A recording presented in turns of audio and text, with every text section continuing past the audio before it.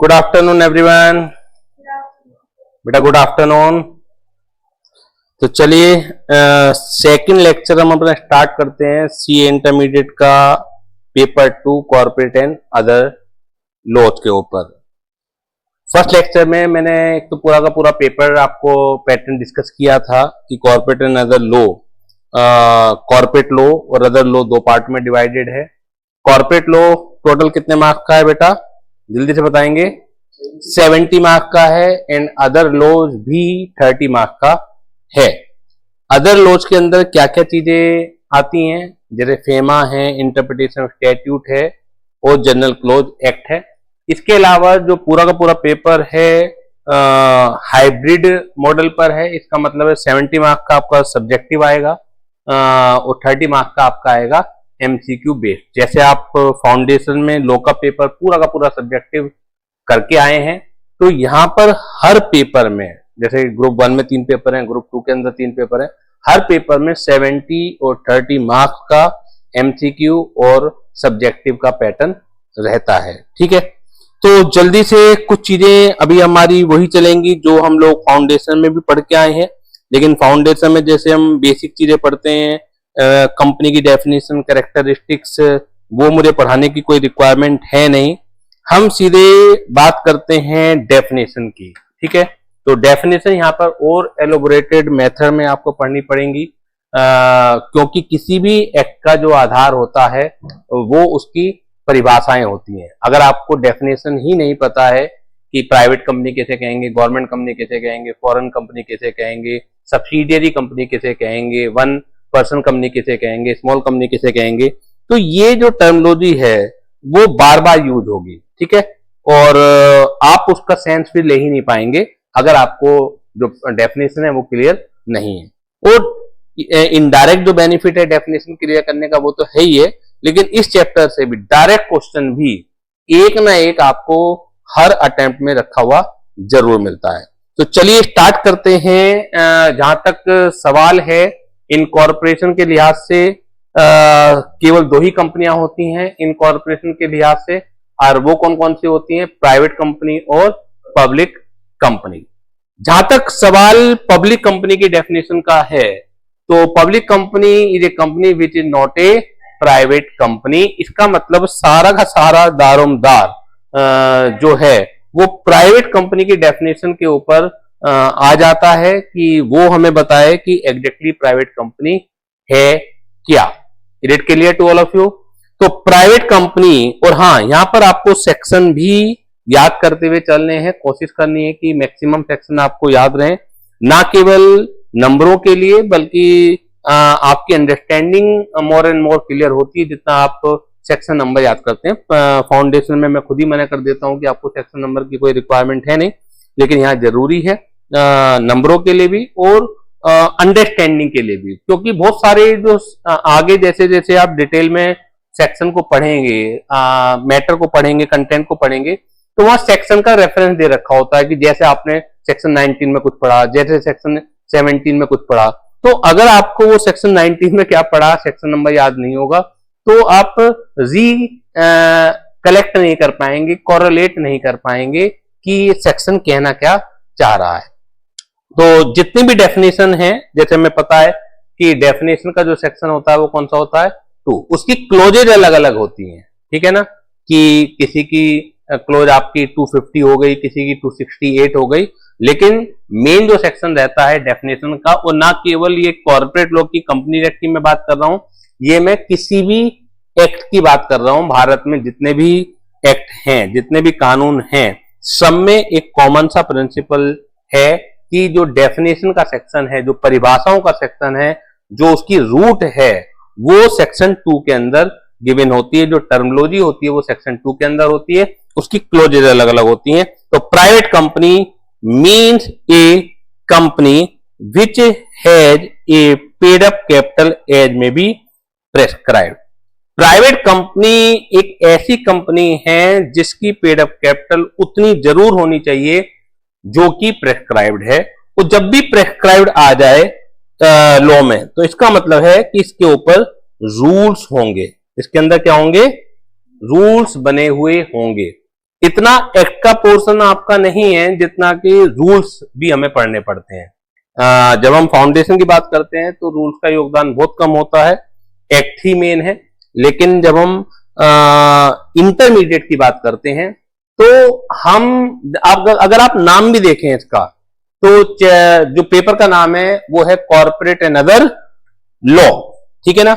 वहां पर जब हम बात करते हैं तो वहां पर जो पोर्शन है कंपनी एक्ट का, तो उसका नाम भी क्या है, कंपनीज एक्ट 2013। तो मैं शायद पहली क्लास में भी आपको बता चुका हूं, बार बार बताता रहता हूं कि एक्ट और लॉ के अंदर अंतर होता है। हम लोग जनरली इंटरचेंजेबल वर्ड यूज करते हैं और आप कर सकते हैं, कोई प्रॉब्लम नहीं है। लेकिन जब आईसीएआई और या हम जब पढ़े लिखे लोगों के बीच में बैठते हैं तो हमें पता होना चाहिए कि एग्जैक्टली लॉ के अंदर क्या क्या चीजें आती हैं और एक्ट के अंदर क्या क्या चीजें आती हैं। लॉ का जो स्कोप है वो वाइडर है देन एक्ट। अगर हम लॉ की बात करेंगे तो उसके अंदर एक्ट भी शामिल है। अगर हम कॉर्पोरेट लॉ की बात कर रहे हैं, कंपनी लॉ की बात कर रहे हैं, तो कंपनी एक्ट भी उसके अंदर शामिल है। इसके अलावा जो अलग अलग रूल्स बने हुए हैं, चाहे वो इनकॉर्पोरेशन रूल बने हुए हो, चाहे वो किसी और चीज से रिलेटेड रूल्स बने हुए हो कंपनी के, तो वो भी लॉ के अंदर शामिल होता है। इसके अलावा जो जुडिशियल डिसीजंस होते हैं अलग अलग समय पर किन्हीं भी मुद्दों को लेकर, वो भी लॉ का पार्ट होता है। सर्कुलर या नोटिफिकेशन जो समय समय पर गवर्नमेंट इशू करती है, एमसीए इशू करता है, एमसीए का बोले तो मिनिस्ट्री ऑफ कॉर्पोरेट अफेयर्स जो है, वो समय समय पर जो नोटिफिकेशन या सर्कुलर इशू करता है वो भी लॉ का ही पार्ट होता है। केवल ऐसा नहीं है कि कंपनी एक्ट की जानकारी अगर आपको करनी है और आप सोच लें कि सेक्शन नंबर 1 से लेकर मैंने सारे एंड सेक्शन तक पूरा का पूरा कंपनी एक्ट पढ़ लिया है, अंडरस्टैंड कर लिया, एक एक चीज याद हो गई, और अब आप मेरे पास कोई भी समस्या लेके आए कंपनी से रिलेटेड और मैं उसे अपना ओपिनियन दे दूंगा, वो पॉसिबल ही नहीं है जब तक कि आपने उससे रिलेटेड जजमेंट ना पढ़ रखे हो, जब तक कि आपने उससे रिलेटेड रूल्स ना पढ़ रखे हो। एक्ट में बात कम लिखी रहती है और जो रूल्स हैं या बाकी जो चीजें उनसे भी चीजें निकल के आती हैं। तो जब भी ये प्रेस्क्राइब वर्ड आएगा, ये private company means a company which are paid up capital as may be prescribe, तो इसका मतलब है रूल्स। अब सारे के सारे रूल्स आपके काम के नहीं है, तो जो जो रूल्स काम के वो मैंने यहाँ पर इनकॉर्पोरेट कर रखे होंगे अपने असाइनमेंट के अंदर। तो जैसे इसकी जानकारी दे दूं तो पहले कभी प्राइवेट कंपनी की minimum paid up capital prescribe थी, लेकिन अब ये रिक्वायरमेंट हटा ली गई है। इसका मतलब है कि रूल्स के अंदर भी कोई मिनिमम पेड अप कैपिटल से 1 लाख या 2 लाख या 3 लाख इस तरह की कोई रिक्वायरमेंट नहीं है। किसी भी अमाउंट से आप प्राइवेट कंपनी को इनकॉर्पोरेट कर सकते हैं। पहले कभी हुआ करती थी रिक्वायरमेंट कि private company means a company which has a paid up capital as may be prescribe and must contain, must में नहीं लिखा हुआ, ये बड़ा सावधानी से आपको टर्मिनोलॉजी पे जाना पड़ेगा। मे का मतलब है कि हो भी सकता है, मस्ट का मतलब होना ही चाहिए। Must contain in it's article, articles बोले तो आर्टिकल ऑफ एसोसिएशन, जैसे आप फाउंडेशन में भी पढ़ के आए हैं और जानकारी होगी आपको कि कंपनी को रन करने के लिए मेनली 2 डॉक्यूमेंट की रिक्वायरमेंट पड़ती है। एक है मेमोरेंडम ऑफ एसोसिएशन, जिसे कि कंपनी का संविधान, चार्टर, कॉन्स्टिट्यूशन के नाम से जाना जाता है। दूसरा है आपके इंटरनल रूल्स जो होते हैं, कंपनी को मैनेजमेंट कैसे रन होगा, किसकी क्या पावर्स हैं, क्या नहीं है। तो जैसे पार्टनरशिप के केस में हम पार्टनरशिप डीड की जरूरत महसूस करते हैं, जो रोल पार्टनरशिप डीड का होता है पार्टनरशिप एक्ट के अंदर, वही कंपनी को रन करने में आर्टिकल ऑफ एसोसिएशन का होता है। जो मेन बातें हैं वो मेमोरेंडम में लिखी जाती हैं, लेकिन जो इंटरनल रूल्स रेगुलेशन है कि आपस में झगड़े ना हो या बहुत सारी समस्याएं होती हैं, तो उनसे रिलेटेड जो आप पहले से बना के चीजें लिखते हैं वो सब चीजें आर्टिकल ऑफ एसोसिएशन के अंदर पाई जाती हैं। तो ये कह रहे हैं कि and must contain in its articles the following restrictions, limitation and prohibitions. ध्यान दीजिएगा, रेस्ट्रिक्शन और प्रोहिबिशन में अंतर होता है। प्रोहिबिशन का मतलब क्या होता है, ये काम आप कर ही नहीं सकते। रेस्ट्रिक्शंस का मतलब होता है रुकावटें। इसका मतलब है that work can be done but subject to fulfilment of some condition. हो सकता है कि जिस वर्क के ऊपर, जिस एक्ट के ऊपर, यहाँ एक्ट का मतलब है एक्शन, यहाँ पे एक्ट को मैं कानून के रूप में नहीं बोल रहा, तो ये समझना पड़ेगा क्योंकि एक्ट एसीटी कानून भी होता है और एसीटी एक्ट का मतलब एक्शन भी होता है। तो ये आपको परिस्थिति से समझना पड़ेगा कि मैं किस एक्ट की बात कर रहा हूं। कि रेस्ट्रिक्शन जिस भी एक्शन के ऊपर लगा हुआ है तो इसका मतलब है वो एक्शन किया भी जा सकता है लेकिन कुछ रुकावटों के बाद, कुछ कंडीशन को फुलफिल करने के बाद।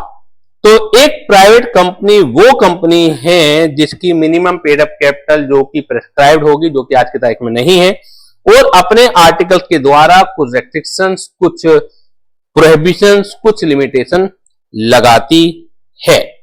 अगर हम बात करते हैं सबसे पहले रेस्ट्रिक्शन की, तो रेस्ट्रिक्शंस है restriction on the right to transfer its share. पहली रेस्ट्रिक्शन है, यानी कि प्राइवेट कंपनी के आर्टिकल्स में ये लिखा हुआ होना चाहिए कि प्राइवेट कंपनी के जो शेयर्स हैं वो फ्रीली ट्रांसफर नहीं किए जा सकते हैं। अपने मनचाहे तरीके से, अपने मनमाने तरीके से आप प्राइवेट कंपनी के जो शेयर्स हैं वो ट्रांसफर नहीं कर सकते। पहली रेस्ट्रिक्शन ये है। अब जैसे एक्ट में तो लिख दिया है कि restriction on the right to transfer its share, लेकिन जब आर्टिकल्स आप फॉर्म करेंगे तो वहां एग्जैक्टली टाइप ऑफ रेस्ट्रिक्शन के बारे में जिक्र होना चाहिए। वहां पर आप ये वाली लाइन एडिटेड नहीं चिपका सकते कि the article must contain a provision की restricting the right to transfer its share. आपको ये बताना पड़ेगा कि which type of restriction will apply in respect of transfer of share of a private company. मैंने कुछ एग्जाम्पल दिए, आपसे पूछा जा सकता है। ये कहा जा सकता है रेस्ट्रिक्शंस में कि प्राइवेट कंपनी के जो शेयर्स हैं आप बेच तो सकते हैं, लेकिन सबसे पहले बेचने से पहले आपको डायरेक्टर्स की अप्रूवल लेनी पड़ेगी, तो ये भी एक रेस्ट्रिक्शन है। पब्लिक कंपनी में कोई जरूरत नहीं होती है। आप प्राइवेट कंपनी के शेयर बेच तो सकते हैं, लेकिन पहले आपको जो शेयर होल्डर हैं उन्हीं को बेचना पड़ेगा, आउटसाइडर को नहीं बेच सकते। पब्लिक कंपनी में तो ऐसा जरूरत नहीं होती है। प्राइवेट कंपनी के शेयर बेच तो सकते हैं, लेकिन उस रेट पर आप बेचेंगे जो कि कंपनी के वैल्यूएशन ऑफिसर या जो डायरेक्टर्स हैं अप्रूव करेंगे। पब्लिक कंपनी में तो ये जरूरत नहीं होती है। मार्केट में अगर कोई लेने के लिए तैयार 10 रुपए का शेयर 10,000 रुपए में लेने को तैयार है, आप 10,000 रुपए में बेच दीजिए उस शेयर को, क्या दिक्कत है। लेकिन प्राइवेट कंपनी में नॉर्मली क्या होगा, ये रेस्ट्रिक्शंस होंगी। ये टाइप जो बॉक्स के अंदर दिया हुआ है ये टाइप्स ऑफ रेस्ट्रिक्शन है। अगर डेफिनेशन लिखने के लिए आती है तो इस बॉक्स की कोई जरूरत नहीं है। समझ आ रही है बात आपको। अगर डेफिनेशन से रिलेटेड क्वेश्चन आता है या कुछ केस स्टडी आती है तो आपको बॉक्स को लिखने की बिल्कुल भी जरूरत नहीं पड़ती है। तो बॉक्स के अंदर पढ़ते हैं, the right of transfer may be restricted in the following manner. ये केवल तरीके बताए गए हैं आपको। By authorising the director to refuse transfer of share to person whom they do not approve. हमने प्राइवेट कंपनी के डायरेक्टर को अप्रूव कर दिया कि अगर कोई भी ट्रांसफर डीड लेके आए, पर्सन कोई भी शेयर होल्डर ट्रांसफर डीड लेके आए और आपको ऐसा लगता है कि वो दुश्मनों को ट्रांसफर कर रहा है, तो आप अप्रूव ही मत कीजिए उस ट्रांसफर डीड को। जबकि पब्लिक कंपनी में ऐसा नहीं होता है। पब्लिक कंपनी में कंपनी के अगर आप शेयर होल्डर हैं, उस कंपनी के दुश्मनों को भी आप बेचना चाहते हैं शेयर, तो आराम से आप बेच सकते हैं। इसलिए कहा जाता है कि पब्लिक कंपनी के शेयर जो होते हैं फ्रीली ट्रांसफरेबल होते हैं और प्राइवेट कंपनी के जो शेयर होते हैं वो फ्रीली ट्रांसफरेबल नहीं होते हैं। Second, by compelling the shareholder to offer his shareholding to the existing shareholder first, हम ये जोर डाल सकते हैं शेयर होल्डर के ऊपर कि जब भी आपका बेचने का मन करे तो आप पहले एग्जिस्टिंग शेयर होल्डर को ही बेचने की कोशिश करना। अगर वो नहीं खरीदने को तैयार है तब आप ओपन मार्केट में किसी बाहरी व्यक्ति को बेच सकते हैं। तो ये भी एक तरह की रेस्ट्रिक्शन ही हुई, फ्री तो नहीं हुआ आप बेचने में। थर्ड, restriction का manner by specifying the method for calculating the price at which the shares may be sold by one member to another। यानी कि हम आपके शेयर का प्राइस किस रेट पर बिकना चाहिए हम उसका मेथड ही स्पेसिफाई कर देते हैं। तो ये भी एक रेस्ट्रिक्शन हुई। Usually it is determined either by the auditor और द कंपनी और bye the company at a general meeting. Next type of restriction is by providing that shareholder who are employee of the company shall offer the share to specified person or class of person when they leave the company service। एक चौथी type की restriction है कि जो employ share holder का मतलब है जो कंपनी में काम भी करते हैं और कंपनी के शेयर भी उन्होंने ले रखे हैं, तो जब भी वो कंपनी को लीव करेंगे तो हम बता देते हैं कि आप कंपनी को लीव करते समय कुछ स्पेसिफाइड पर्सन या ग्रुप ऑफ पर्सन हम बता देते हैं, आप उन्हीं को शेयर को क्या कीजिएगा, सेल कीजिएगा। Is it clear to all of you? तो पहली restriction, private company means a company which had a minimum paid up capital as may be prescribed and must contain किसमें, in the article the following limitation, following restriction और prohibition. पहली जो चीज है restriction on the transferability of its share, यानी private company के articles में provision होना ही चाहिए कि वो ट्रांसफरेबिलिटी ऑफ शेयर को रेस्ट्रिक्ट करे, प्रोहिबिट ना करे, रेस्ट्रिक्ट करे। कुछ मैनर मैंने आपको बता दिए कि नॉर्मली किस तरीके से रेस्ट्रिक्शन ली जा सकती है, एक या एक से ज्यादा तरीके से ली जा सकती है। यानी कि जब कंपनी के आर्टिकल्स आएंगे तो जो बेयर एक्ट की लैंग्वेज है वो एज इट इज नहीं आती है उसमें कि the article must contain the provision restricting the transferability of its share, ये तो एक्ट में लिखा हुआ है। एज इट इज तुमने कट कॉपी कर दिया तो रेस्ट्रिक्शन होगी क्या, मात्र एग्जैक्टली आपको रेस्ट्रिक्शन का जिक्र करना पड़ेगा जो बॉक्स के अंदर दिया हुआ है। जो सेकंड लिमिटेशन है वो एज इट इज आ जाएगी आर्टिकल्स में, the article must contain a provision whereby the company limits the number of its member to 200। The article must contain a provision whereby the company limits the number of its member to 200। इसका मतलब है articles में ये provision होना चाहिए कि member of the company should not exceed 200। ठीक है, ये हमें याद हो जाता है, वैसे मैं प्रैक्टिकली बताऊं इसका एग्जैक्टली मतलब क्या है कि क्या कंपनी, प्राइवेट कंपनी कह सकती है कि member of our company shall not exceed 100, कह सकती है क्योंकि इसमें लिमिट है, 200 से ज्यादा नहीं कह सकती। समझ आ रही है बात? The article must contain a provision whereby the company limit the number of member to maximum है।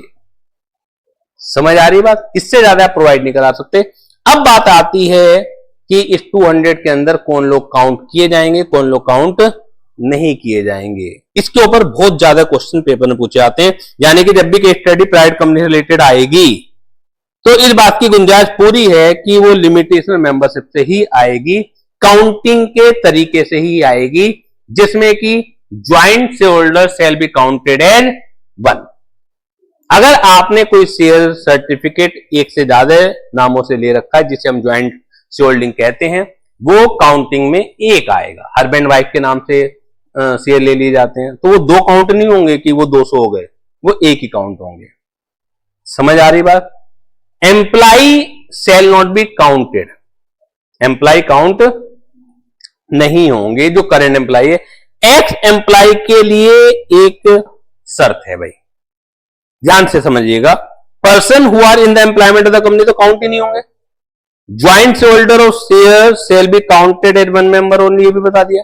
लेकिन एक्स एम्प्लॉय जो आज कंपनी के, आज हम काउंट कर रहे हैं एक पर्टिकुलर डेट पर, समझ आ रही बात? तो जिस दिन भी हम काउंट कर रहे हैं उस दिन आप एम्प्लॉय नहीं है, पहले कभी रह चुके हैं, तो आप काउंट होंगे या नहीं होंगे वो शर्त है। आपने शेयर लिए कब थे? While you are in the employment. समझ आ रही बात? While you are in the employment. आज नहीं है, आप रिटायर हो चुके हैं, लेकिन ये शेयर आपने दिए कब थे, while you are in the employment and after the employment ceased, यानी कि एम्प्लॉयमेंट खत्म होने के बाद भी, and after the employment ceased you continue to become the shareholder, a member of the company। यानी कि एक भी दिन ऐसा ना गया हो कि आप कंपनी के शेयर होल्डर ना रहे हो। आप 1998 में 1998 में एम्प्लॉय थे, पेपर में क्वेश्चन आ सकता है। 2000 आपने शेयर उसी समय लिए थे, 2000 में आपने कंपनी छोड़ दी, 2002 में सारे के सारे शेयर सेल कर दिए, 2005 में दोबारा ले लिया आपने और अभी तक हैं, तो आप काउंट होंगे या नहीं होंगे? अब हो जाओगे आप। एक्स एम्प्लॉय काउंट हो जाएगा अगर वो एम्प्लॉयमेंट सीज होने के बाद कभी ऐसा मौका आया है कि वो शेयर होल्डर ना रहा हो, तो वो फिर काउंट हो जाएगा। तो third point, ex employee of the company who have become member while in the employment of the company and have continued to be the member even the termination of the employment.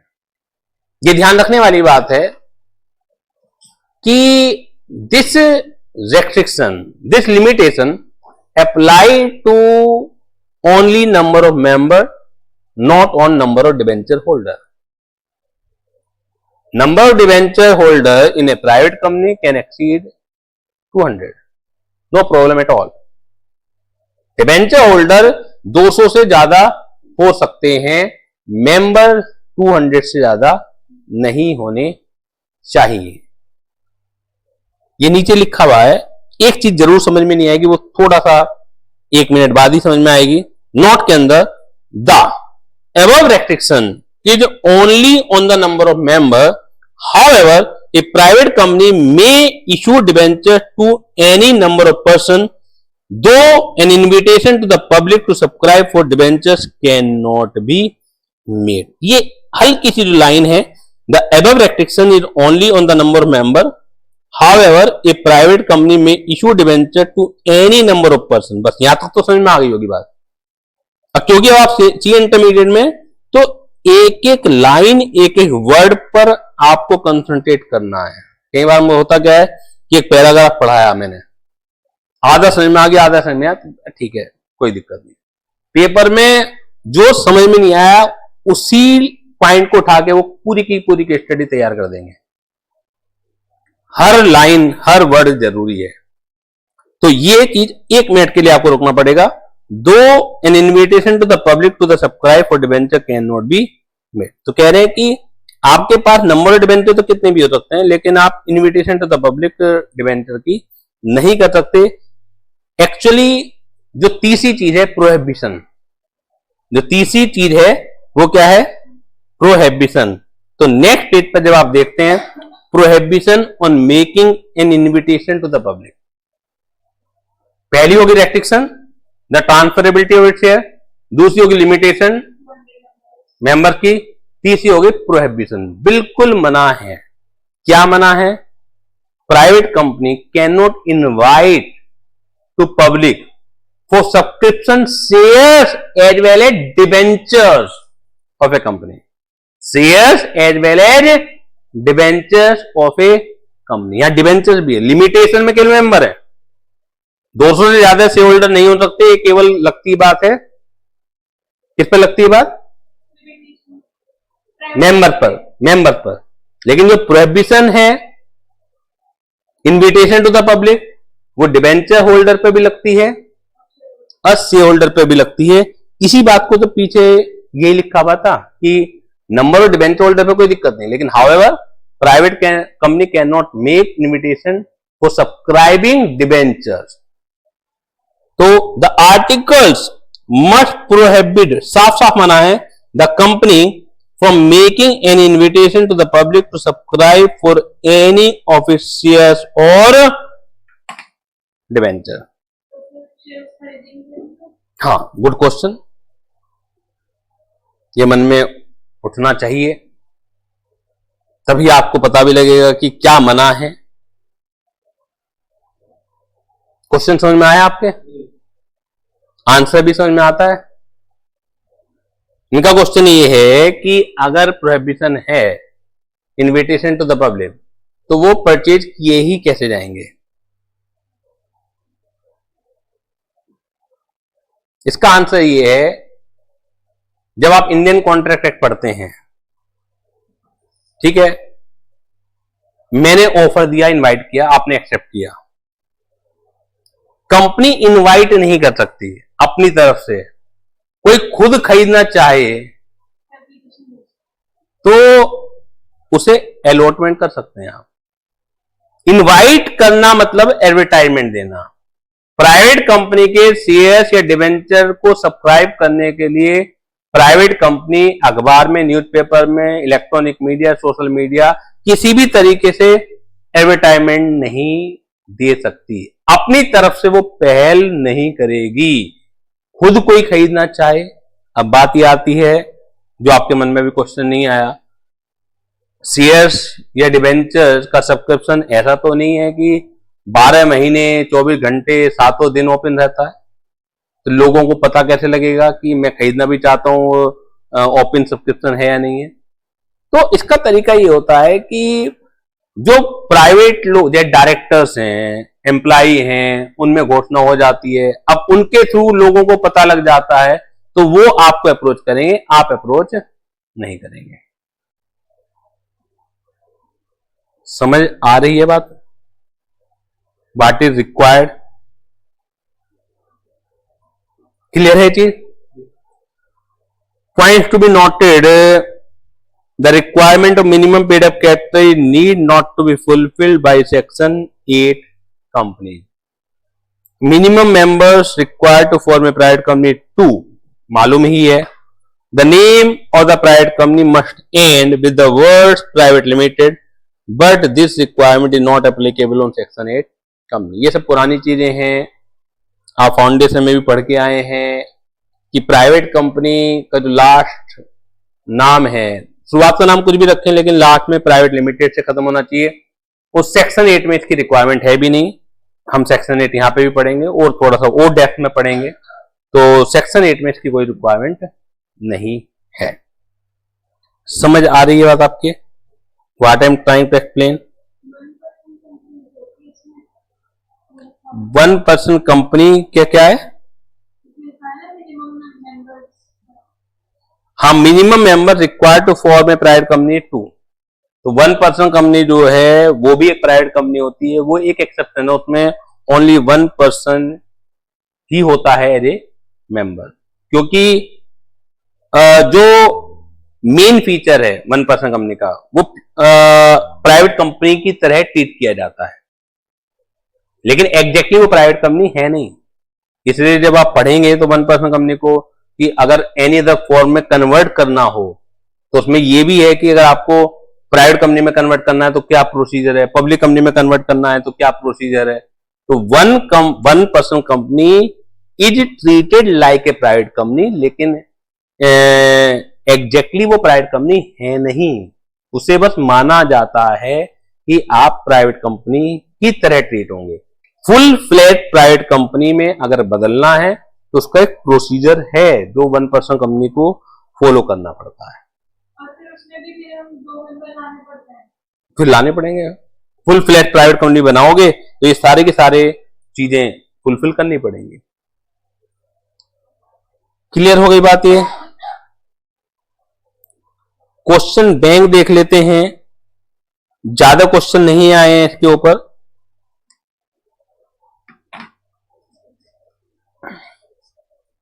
Question number 1 जनवरी 21 के exam में पूछा गया है, 4 number का question है। ABC limited was registered as a public company. There were 245 members in the company. The details are as follows. Director and their relative 190 हैं, employees जो हैं 15 हैं, एक्स एम्प्लॉइज शेयर्स पर allotted when they were employed 20 हैं। दिया हुआ है साफ साफ, नहीं भी दिया होता तो तुम्हें एजम्पशन लगानी पड़ती है। Others including 10 joint holders holding share jointly in the name of father and son 20 हैं। The board of director of the company propose to convert it into a private company, advise whether reduction in the number of member is necessary for the conversion.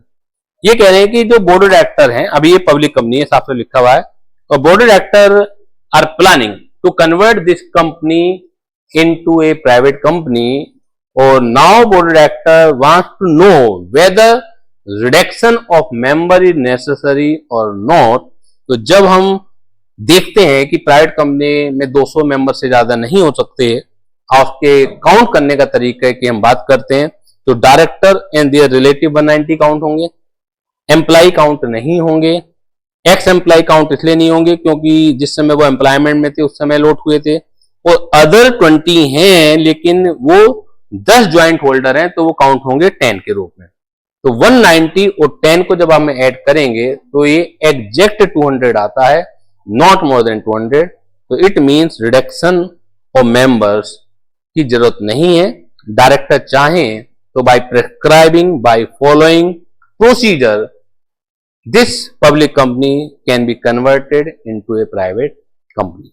तो पूरा का पूरा procedure है, all दो procedure मांगा नहीं है तो आपको लिखने की जरूरत भी नहीं है। आपको केवल अपनी ओपिनियन ये देनी है कि whether reduction of membership is necessary और नॉट, और जब आप देंगे तो काउंट करने के तरीके को बताएंगे कि 200 से ज्यादा कैसे नहीं हो पा रहे हैं। पूरी की पूरी प्राइवेट कंपनी की डेफिनेशन की भी रिक्वायरमेंट नहीं, मैं राइटिंग स्किल भी बता रहा हूं आपको। जो पूछा है प्राइवेट कंपनी तो पूरी 3 पॉइंट है, ठीक है ना, उसकी जरूरत नहीं है। आपको तो बस यहां से जो करना है कि as per this section private company limitation वाली बात को बताना, फिर कैसे काउंट होंगे वो बताना है, फिर अपने केस स्टडी को ऐड करना है।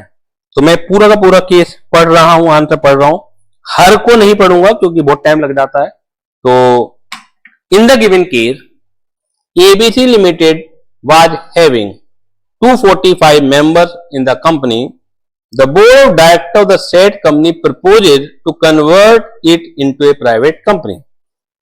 In lines with section 2 clause 68, ये private company की definition का section है, of the Companies Act 2013, a private company by its articles limits the number of its members to 200, provided that where 2 or more persons hold one or more shares in a company jointly, they shall, for the purpose of this clause, be treated as a single member. It is further provided that following persons shall not be included in the number of members.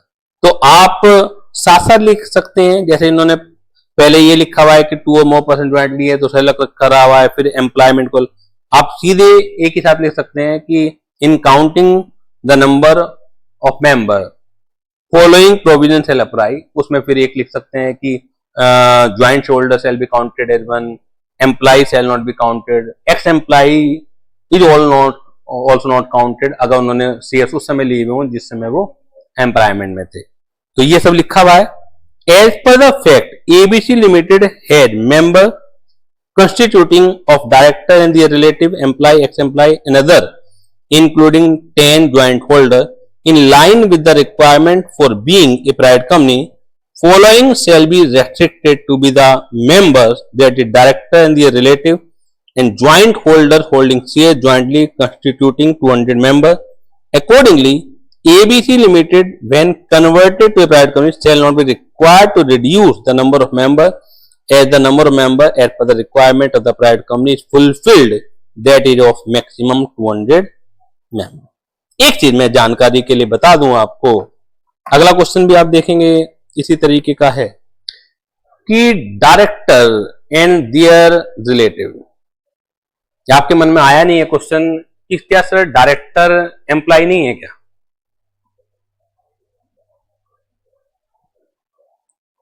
Director भी तो employ होते हैं। समझ आ रही है बात आपके?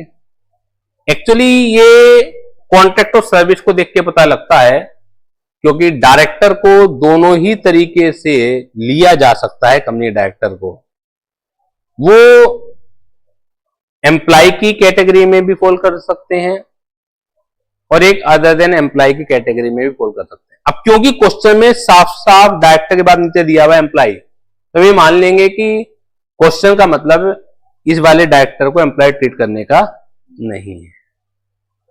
अदरवाइज ऐसा नहीं है कि डायरेक्टर एम्प्लॉय नहीं होते, डायरेक्टर एम्प्लॉय हो सकते, लेकिन दोनों ही तरीके हैं डायरेक्टर के लिए। समझ आ रही है बात? तो क्वेश्चन की लैंग्वेज के हिसाब से हमने मान लिया कि डायरेक्टर यहां पे एम्प्लॉय नहीं है। Clear?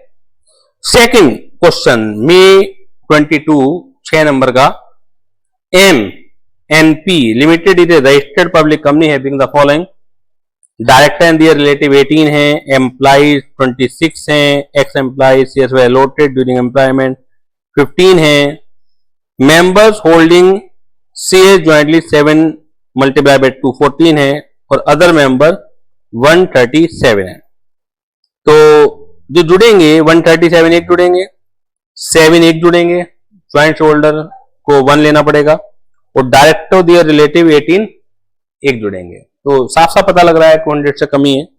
The board of director of MNP limited proposes to convert the company into a private limited company, referring to the provision the Company Act advise whether the company can be converted into a private company. Answer is yes.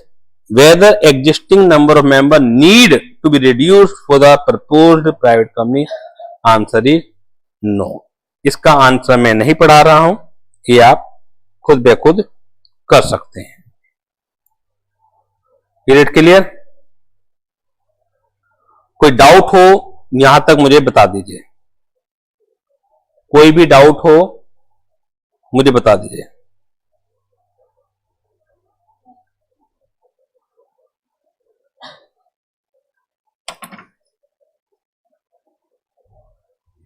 Section 2 close 68 private company की definition का section है। Close नहीं भी याद है वैसे तो याद कीजिए, इंटरमीडिएट है भी, तो गलत बिल्कुल मत लिखिएगा एज पर सेक्शन 2। ऐसा नहीं कि सेक्शन 2 क्लोज 18 लिखे आए, 47 लिखे आए। याद हो तो परफेक्ट हो, अदरवाइज ना याद हो वो भी चल जाएगा, गलत लिखना नहीं चलेगा। क्लियर? नाउ पब्लिक कंपनी की डेफिनेशन, इससे रेयरली ही है, कुछ कभी पूछा जाए तो, ज्यादा पूछा जाता नहीं है। अपने आप में डेफिनेशन में भी कुछ नहीं है।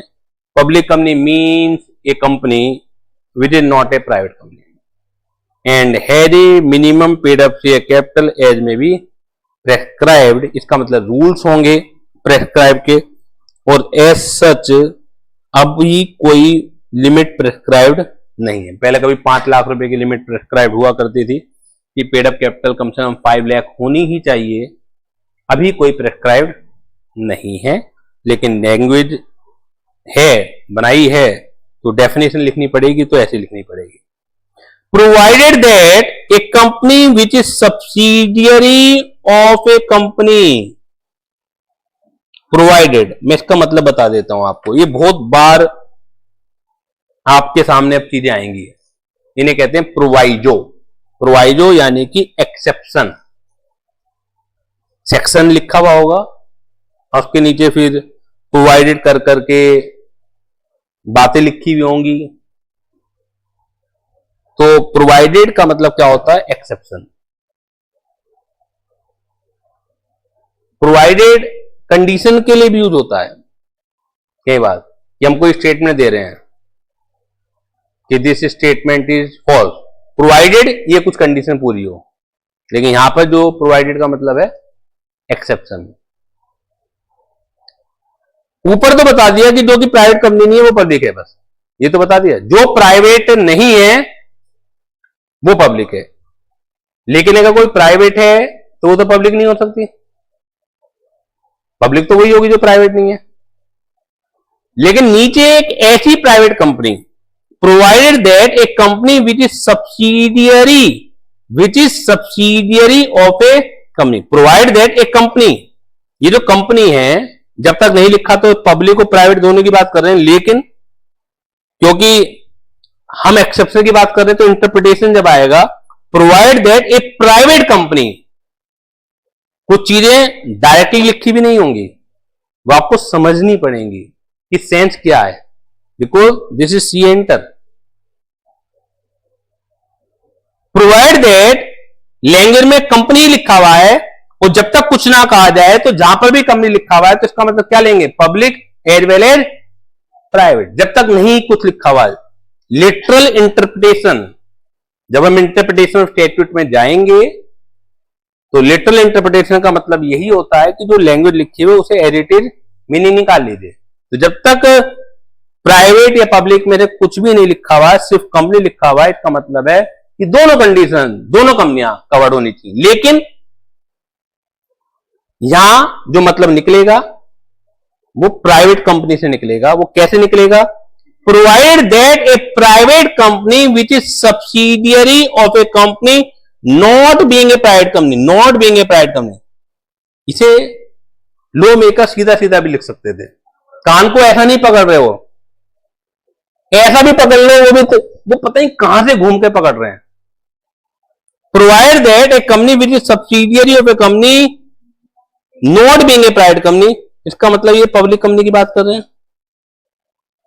दो ही तरह की तो कंपनी होती है साहब, या तो प्राइवेट होगी या पब्लिक होगी। दो ही तरह की तो कंपनी होती है, या तो प्राइवेट होगी या पब्लिक होगी। तो ये कह रहे हैं कि अगर आप सब्सिडियरी हैं कंपनी के जो कि प्राइवेट नहीं है, इसका मतलब आप पब्लिक होंगे। यानी कि अगर आप सब्सिडियरी हैं पब्लिक कंपनी के, आप सब्सिडियरी हैं, आप कौन है, आप एक प्राइवेट कंपनी है, ऑल्दो नहीं लिखा हुआ कंपनी, लेकिन कंपनी का मतलब यहां पब्लिक से तो आ नहीं सकता। अगर वो पब्लिक है तो है ही है, फिर हम प्रोवाइडेड में क्यों दे रहे हैं। एक्चुअली ऊपर ही बता चुके हैं पब्लिक कंपनी का मतलब वो जो कि प्राइवेट कंपनी नहीं है, इसका मतलब जो भी प्राइवेट नहीं है वो पब्लिक है। अब प्रोवाइडेड तो एक्सेप्शन तो वो कहेंगे ना कि जो चीज ऊपर कवर नहीं है, ऊपर प्राइवेट कंपनी पब्लिक नहीं है, लेकिन प्रोवाइडेड में हम बताना चाह रहे हैं कि एक ऐसी प्राइवेट कंपनी जो कि सब्सिडियरी है पब्लिक कंपनी की। सर ये सब्सिडियरी होल्डिंग क्या होता है, तो फाउंडेशन में भी पढ़ के आए, यहां पे भी पढ़ेंगे हम। तो इतना तो अब क्योंकि आप इंटरमीडिएट की बात कर रहे हैं तो इतना तो क्लियर है ही आपको। यानी कि अगर आप एक प्राइवेट कंपनी है जो कि सब्सिडियरी है पब्लिक कंपनी की, shall be deemed to be the public company for the purpose of this act। यानी कि वो क्या मानी जाएगी, अगर एक प्राइवेट कंपनी है, लेकिन आप एक ऐसी प्राइवेट कंपनी है जिसके ऊपर हाथ है पब्लिक कंपनी का। मैं अपनी भाषा में बता रहा हूं, सब्सिडियरी है ना, कंट्रोल आपको एक पब्लिक कंपनी कर रही है, जबकि आप हैं प्राइवेट कंपनी। तो आप प्राइवेट कंपनी होने के बावजूद भी इस पूरे एक्ट के लिए क्या माने जाएंगे, डीम्ड पब्लिक कंपनी। यानी कि आपके ऊपर जो रूल्स लगेंगे वो ऐसे लगेंगे जैसे पब्लिक कंपनी के ऊपर लगते हैं। Am I right? और आगे देखिएगा, even where such subsidiary company continue to the private company in इस आर्टिकल। जब कंपनी एक्ट 2013 आया था उससे पहले भी ये प्रोविजन थे, लेकिन उस समय कुछ और बातें भी थी जो इन्होंने कंपनी एक्ट 2013 में दूर कर दी हैं। पहले जब वो डीम्ड पब्लिक कंपनी बनती थी तो उसे अपने आर्टिकल्स को भी चेंज करना पड़ता था। ये कह रहे हैं कि आप अपने आर्टिकल को मत चेंज कीजिए, हैं तो आप प्राइवेट ही ना। वो प्राइवेट कंपनी की पहचान कैसे होती है, उसके आर्टिकल से ही तो पहचान होती है कि आर्टिकल्स में क्या वो लिमिटेशन, क्या रेस्ट्रिक्शन या प्रोहिबिशन है या नहीं है, उसके आर्टिकल पे। तो कह रहे हैं कि आप अपने आर्टिकल में प्राइवेट ही बने रहिए, क्योंकि वास्तव में तो आप हैं तो प्राइवेट ही। हम तो आपको एज्यूम कर रहे हैं कि आप पब्लिक कंपनी हैं, तो you need not to alter your article. आपको अपने आर्टिकल्स बदलने की जरूरत नहीं है। तो this is the definition of a public company. Point to be noted, requirement of minimum paid up capital is need not to be fulfilled by section 8 company। even अब किसी भी पब्लिक कंपनी को जरूरत होती नहीं है। ये बातें उस समय की लिखी हुई हैं जब पब्लिक कंपनी को मिनिमम पेड अप कैपिटल की जरूरत पड़ती थी 5 लाख रुपए की। अब आप सेक्शन 8 वाली नहीं भी हैं तो भी आपको जरूरत है ही नहीं, रूल्स में ऐसा कुछ लिखा हुआ नहीं है। Minimum member required to form a public company is 7। ये मालूम ही है आपको, the no limit on the maximum number of member of the public company. यानी कि मैक्सिमम नंबर कितने भी हो सकते हैं, मिनिमम 7 होने चाहिए। प्राइवेट कंपनी में मिनिमम 2 होने चाहिए और मैक्सिमम 200 होने चाहिए। The name of the public company must end with the word limited, but this requirement is not applicable on section 8 company. यही चीज आपकी अगर देखा जाए तो प्राइवेट कंपनी में भी थी कि लास्ट वर्ड जो है उनका प्राइवेट लिमिटेड से खत्म होना चाहिए, और सेक्शन 8 की कंपनी को ये रिक्वायरमेंट नहीं होता है। जल्दी से बताइएगा क्लियर है या नहीं है।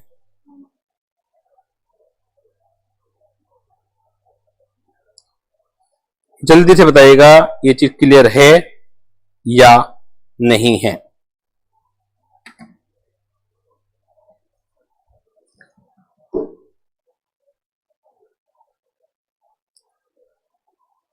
कोई डाउट हो पूछ लीजिए।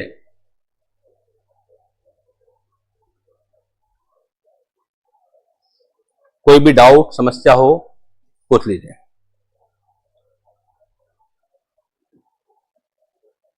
चलिए आज की क्लास को हम यहीं एंड करते हैं। नेक्स्ट टॉपिक नेक्स्ट क्लास में मैं कवर करूंगा। Thank you very much.